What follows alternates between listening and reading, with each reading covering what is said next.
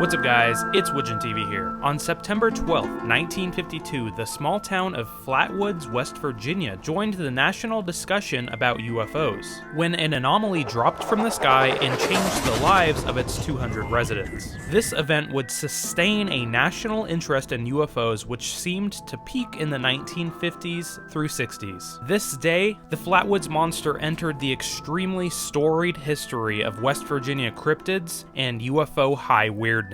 Today, we continue our look at the real-life history and folklore of Fallout 76's newly added creatures. We will also be speculating on what role the Flatwoods monster will play in Fallout 76. If you haven't seen any of my other videos on Mothman, the Greenbrier Hotel, or the Grafton monster, I highly recommend going and watching those videos now. So the first thing that needs to be cleared up about this monster is the fact that, well, it's not really a monster, it's an alien. I'm not really sure how it got its name, the Flatwoods monster. Maybe it rolls off the tongue better than Flatwoods alien, but one thing is for sure. This story that you're about to hear is an encounter with the third kind. Here is that story.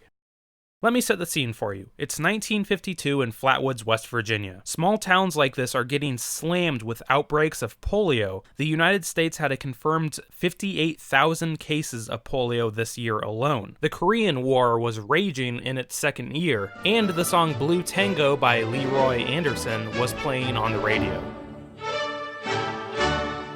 This story starts on September 12, 1952. Two brothers, Edward and Fred May, along with their friend Tommy Heyer. That evening, they were reportedly playing catch outside of their home in a lit field. They then saw a bright object streak across the sky and land on the property of local farmer G. Bailey Fisher. After seeing this, the boys went to the home of Kathleen May and told her what they saw. The three boys, May, and an additional three boys, Neil Nunley, Ronnie Shaver, and a West Virginia National Guardsman, Eugene Lemon, headed out to locate whatever it was that the boys had seen. As the group approached a small hill, they collectively spotted a bright, pulsing red light perpendicular to the direction they were looking. Lemon, the only one with a flashlight, pointed his light in that direction. As he did this, he panned across a man-like figure, around 10 feet tall or 3 meters, with a round face surrounded by a pointed hood-like shape. It was coming straight towards them. Now, descriptions of this creature are highly disputed between members of the party. Things like the arms of the creature were not seen clearly, because May said it had long, skinny arms, but some of the kids agreed that it had no arms, only antennae. But there are a few things that everybody did agree on. First thing is its general appearance that I mentioned earlier, 10 feet tall, man-like, with a round face and pointy hood. But on top of that, it was also agreed that it had a metallic-looking cylindrical body that had riffles near the bottom that resembled something like a long dress. Seeing this obviously non-terrestrial creature caused Lemon to dive backwards, flashlight in hand, once again obscuring the creature with darkness.